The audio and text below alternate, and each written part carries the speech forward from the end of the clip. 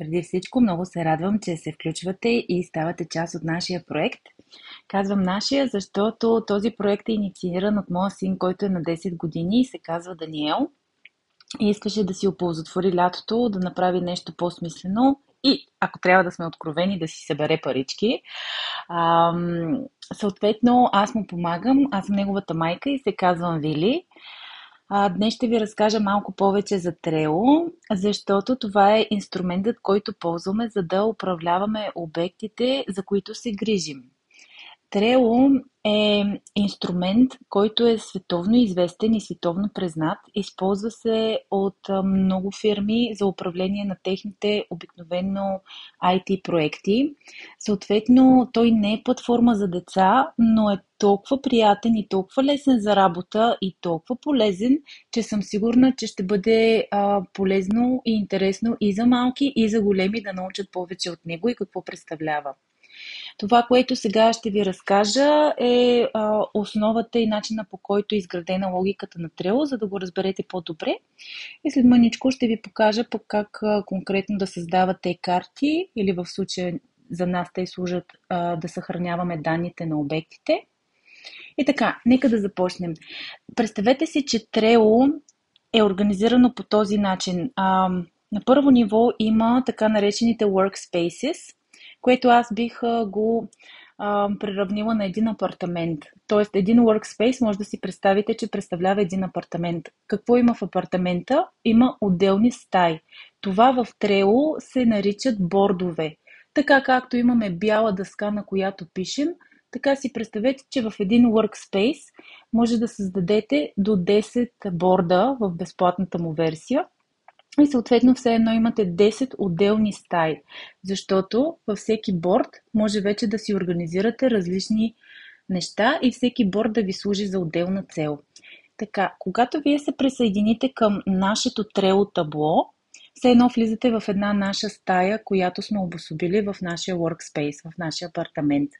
Съответно, ако нямате регистрация, следвайте стъпките, използвайки имейл да се логнете и да си създадете акаунт. Ако имате регистрация, в момента в който сте добавени към нашото Trello табло за рециклиране, ще видите този екран, който в момента е на екрана на телефонът ми. Така, ние как сме го подредили нашето Trello табло? Както дадах примера с стаята, представете си, че в всяко едно Trello табло може да добавяте списъци.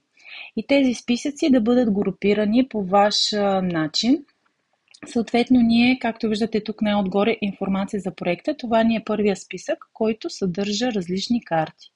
И във всяка карта ще намерите нещо различно. Примерно, мама и тати или ти може да прочетеш защо да се включиш в проекта за събиране на бутилки и кенчета, като кликнеш върху зелената карта. Съответно, ще ви отвори горе заглавието. Малко по-надолу, като скролнете, може да натиснете ето тази стрелкичка по средата на екрана, за да разтворите description или така нареченото описание. Съответно, тук в тази карта ние сме направили едно подробно описание, което може да си прочетете, за да разберете какъв е проекта, защо го правим, как може да се включиш и всъщност какво представлява. Затварям я тази карта.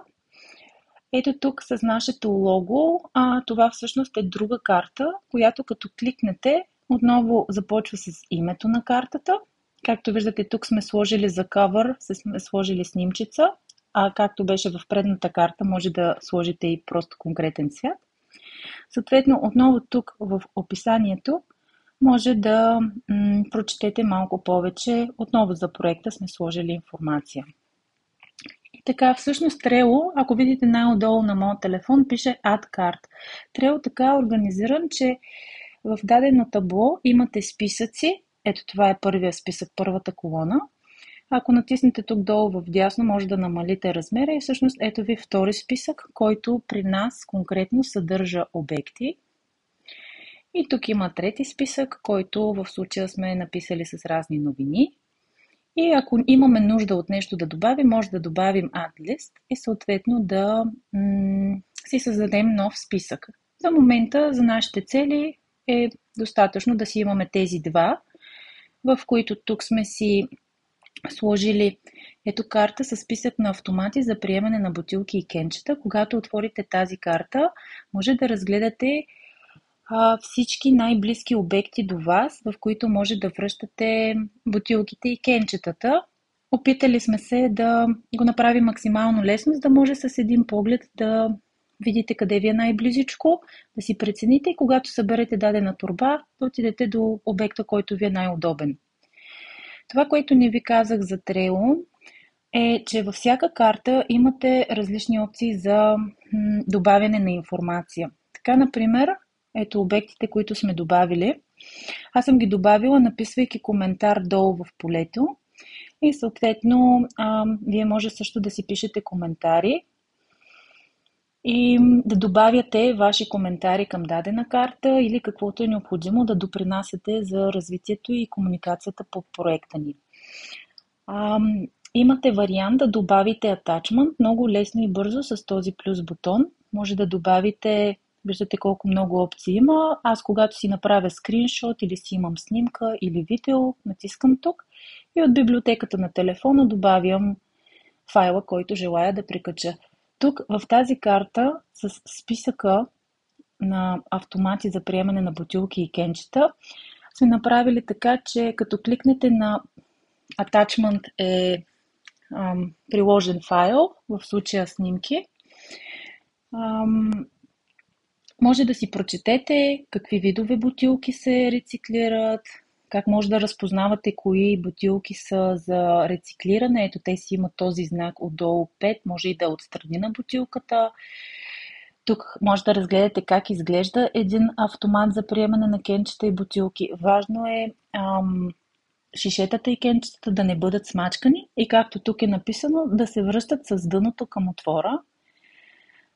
Съответно, може да си прочетете, когато върнете бутилчиците, и в Lidl и в Kaufland ви издават или ваучер за пазаруване, който, под секрет да кажа, може да помолите мама и тати да ви осребряват и вие да си събирате паричките, а пък те да си пазаруват с него.